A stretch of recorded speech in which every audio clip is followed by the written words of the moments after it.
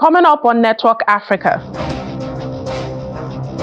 Al-Takamul, a Sudanese school in Libya, provides education for displaced children. Victims of lightning strike in Uganda refugee camp buried amid mourning. Plus, UK's Prince William meets President Cyril Ramaphosa on climate-focused trip to South Africa.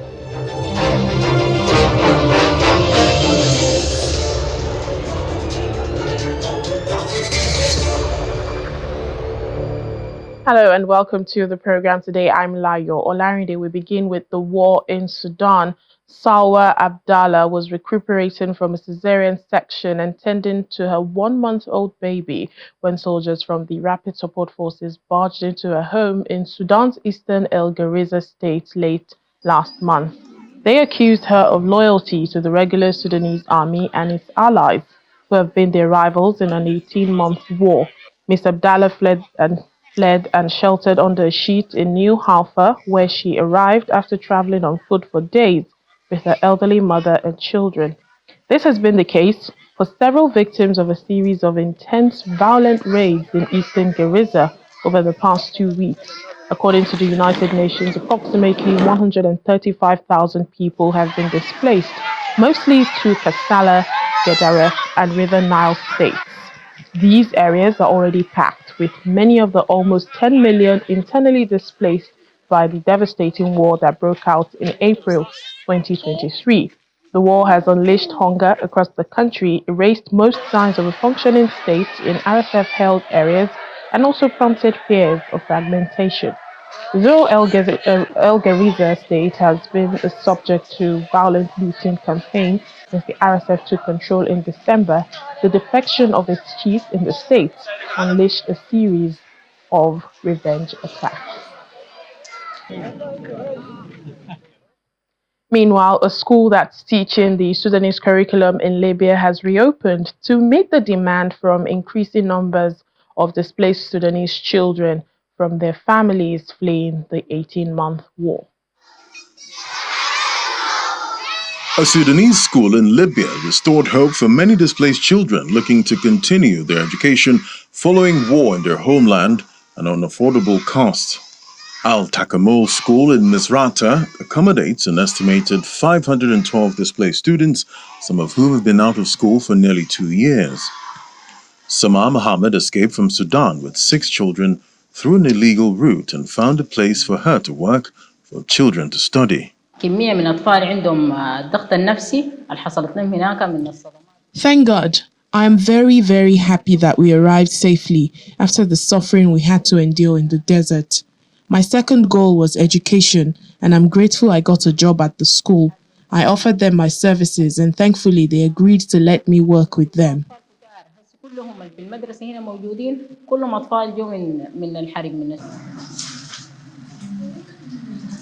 The school also provides education for children with special needs or those affected psychologically by the war. A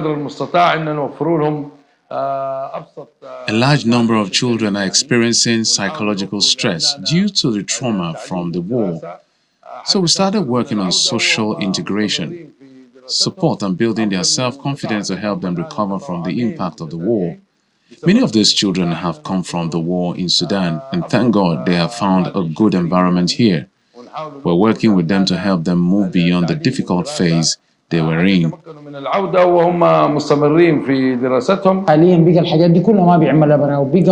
Tahani Mohammed Saleh, mother of Mohammed, with special educational needs, enrolled her son after he suffered psychological issues, involuntary urination, fear, and loss of appetite due to the war. Saleh said she sells Sudanese products to meet her family's needs, and although the enrollment fee prevents her from registering all her children, she managed to enroll Mohammed, who was the most affected among his siblings due to his special needs requirements. They used to study in Sudan, even those taking higher exams, and they attended the best schools with good levels of education. But now, because of the war, many have dropped out. I have a lot of Sudanese products that I make, sell, and market to help them. Right now, I'm supporting Mohammed because he is the most affected among them and his situation is special. The others, as soon as God provides for them, will return to their studies because they are fully capable and mature. But Mohammed needs a little more support. The war between two factions, the Armed Forces and Paramilitary Rapid Support Forces, began in mid-April 2023 after their rivalry burst into the open over internationally backed plans for a transition towards civilian rule.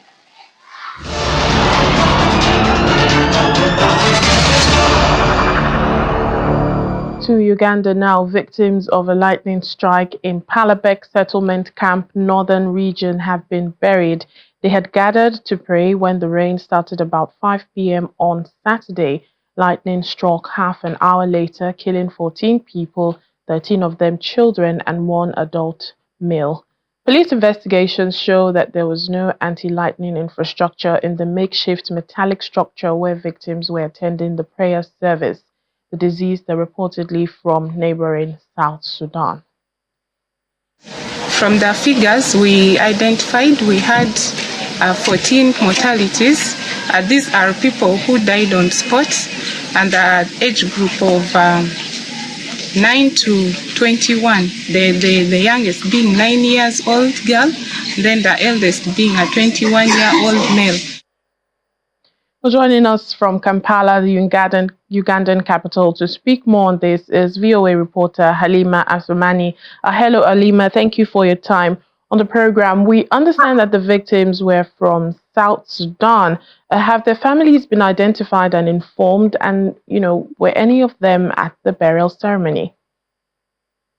Naomi, thank you for having me. I should start by saying that I have not gotten to Palabek because it's really, closer to the border with South Sudan. As you said, most of these victims are from South Sudan.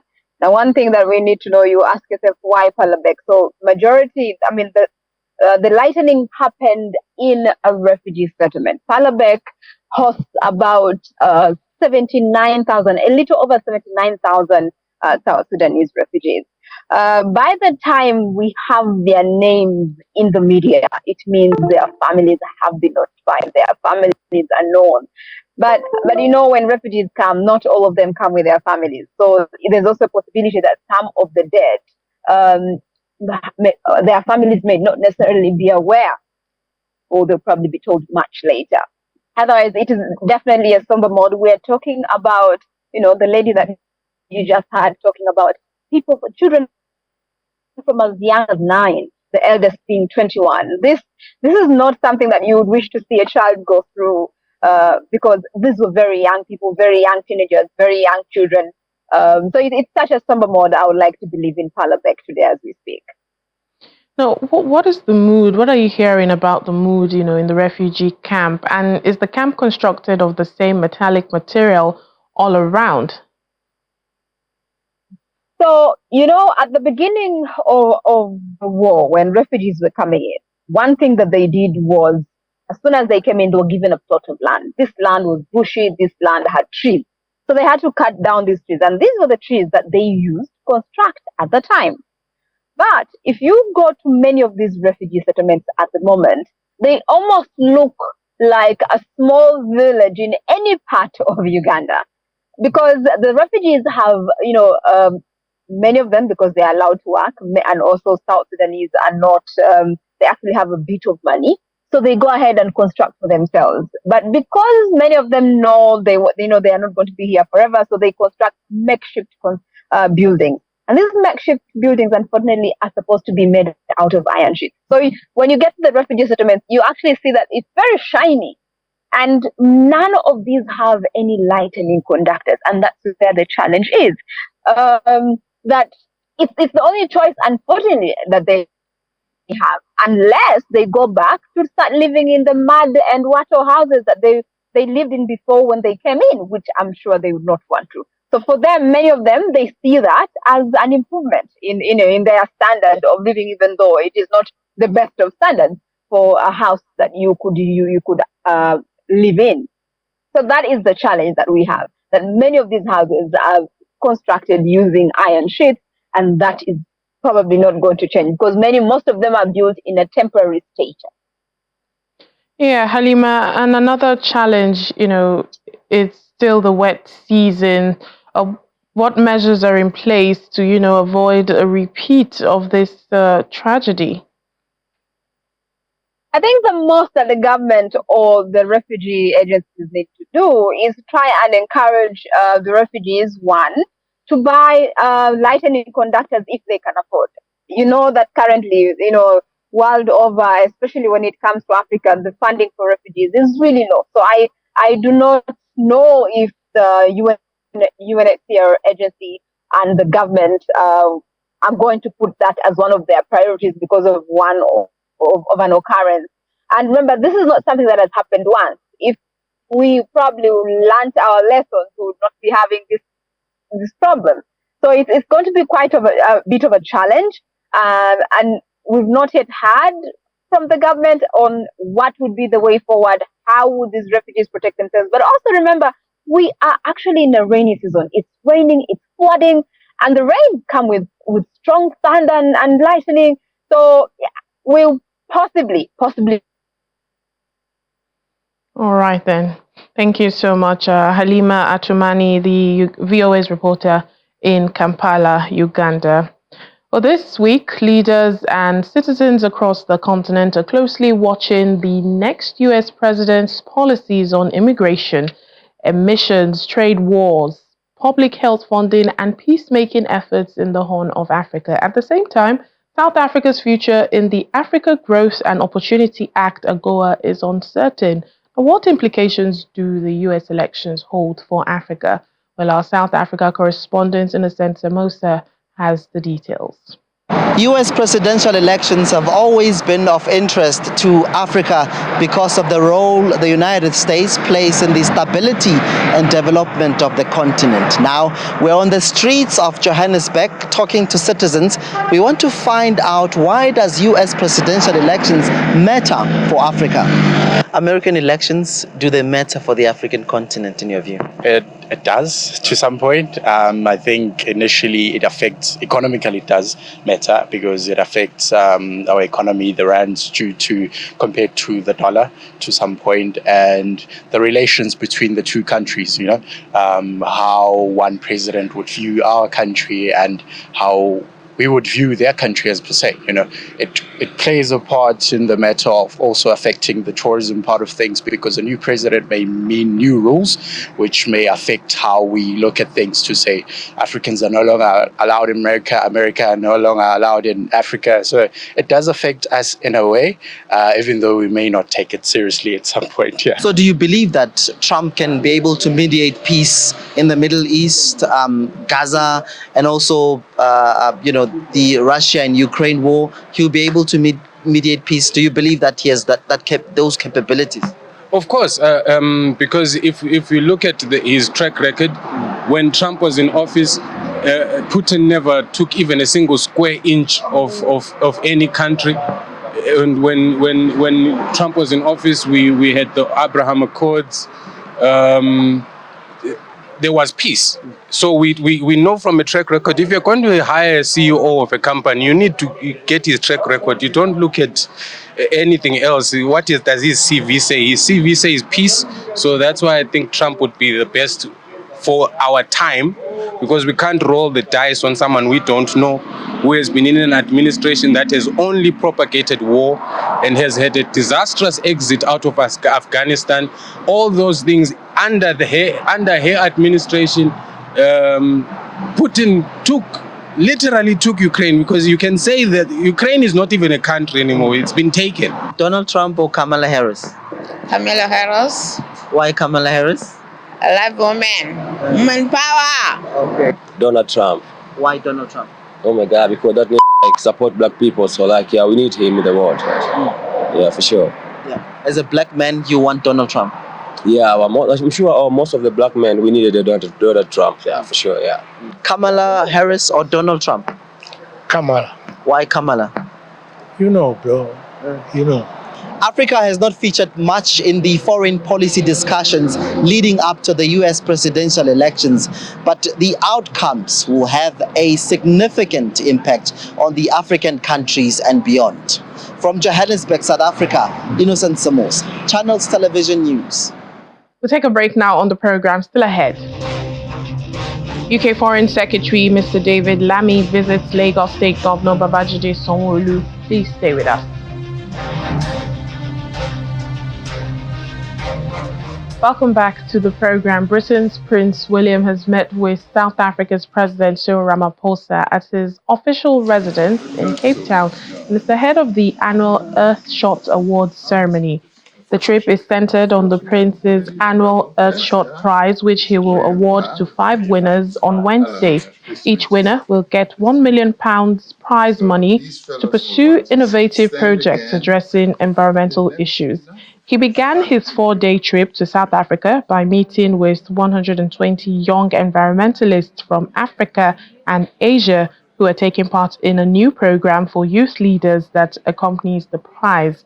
He was joined by Australian conservationist Robin Arwin. He also participated in a nature tour and a lesson on flora and fauna on Cape Town's Signal Hill Mountain, where he was received by park rangers, firefighters, mountain rescue volunteers, biodiversity experts, and youth volunteers.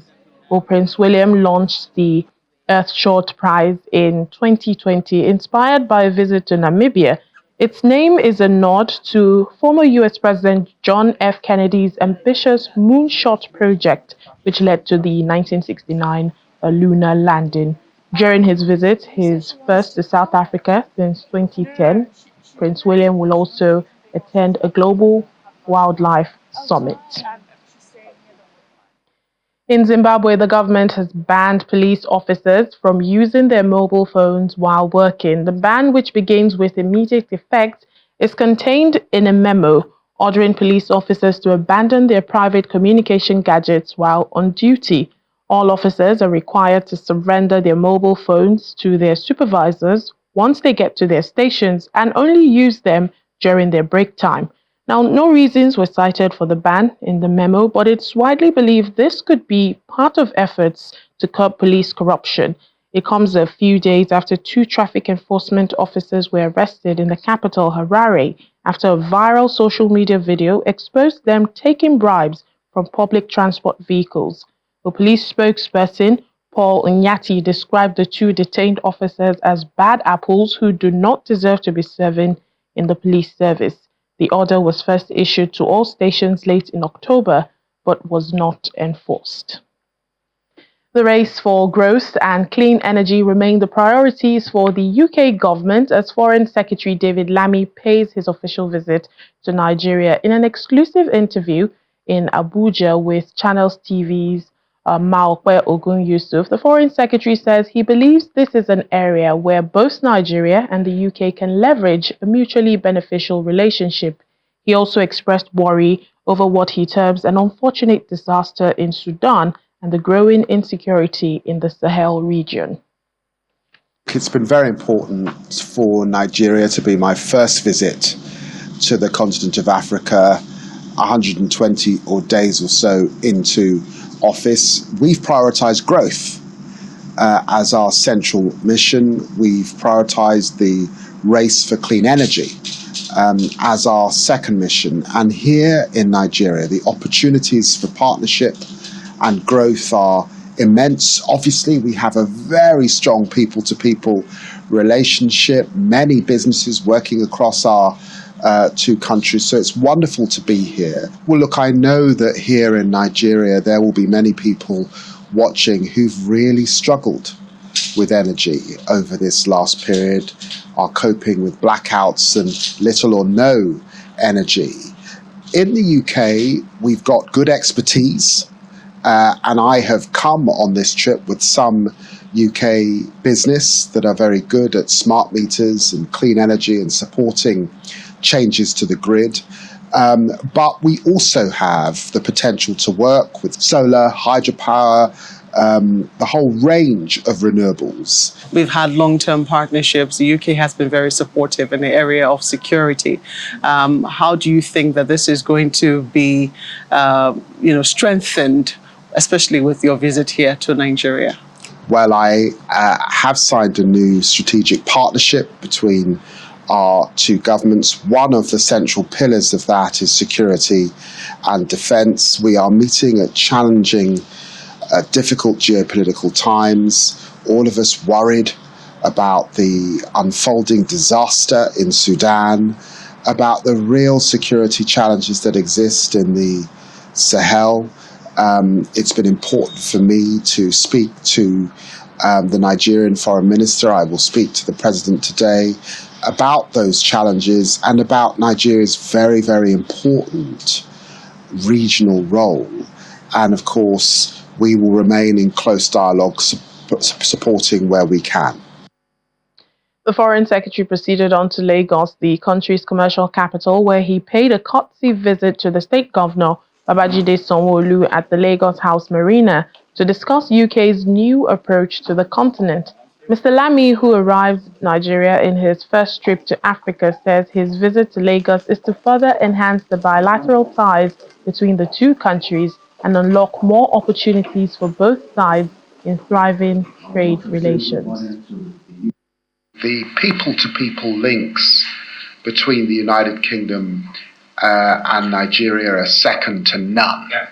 There will be many families here in Lagos with relatives and family in London and across the UK.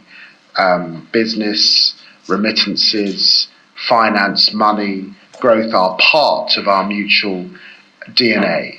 But there is more that we can do. I'm very pleased that my dear friend Sadiq Khan, the Mayor of London, is working so closely with Lagos, and we see Transport for London also working in partnership with you over this next horizon and this next period particularly. But I am here to say that the UK is very much open for business.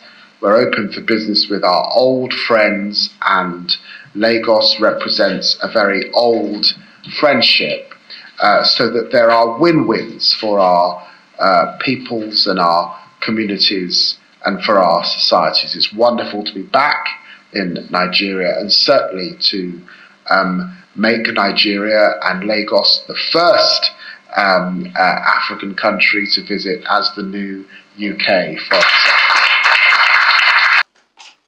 In his reply, Governor Sanwo-Olu describes the UK's new trade approach as aligning with the state's growth plan. The state government has sustained an investment in knowledge-based training opportunities for young people to develop their talents and make their skills lucrative in the modern economic order. What we have as a clear advantage in Nigeria, especially in Lagos, is the sheer number of the young, dynamic population that we see, and they're yearning, for new opportunities globally there, and so the government is creating, that atmosphere or that opportunity for them in terms of training, skills development, and the development plan that we see is to make Lagos, a human capital, a human development capital of the world, where businesses can't see 10, 20 years from today. You need special skills in certain areas. Come to Lagos, you will have the right set of people that can even actually be working from here in any part of the world. So these are some of the things that we see as a growth plan for us. But today, like you mentioned, there are few things that we're doing, with our business partners in the UK. You've mentioned, the train rolling stock that we have. We've got a class 43 trains, running on the red line, and we're very happy. They're moving passengers. And as we close the program, we are back to Prince William visiting a secondary school in the Ocean View Township, where he took part in a rugby coaching session organized by the Atlas Foundation. Several boys from the school children in Cape Town yelled gleefully as they tried to tackle the prince while he ran away with the ball. Retired South Africa World Cup winner Tendai Mutwara, nicknamed the Beast, also took part in the coaching session.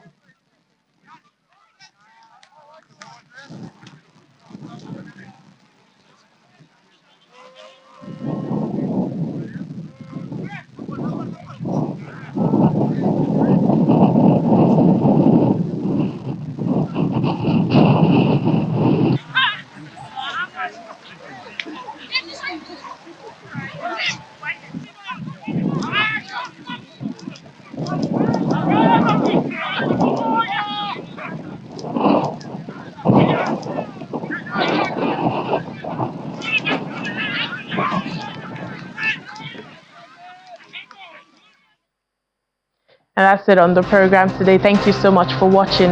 I'm Layo Olarinde.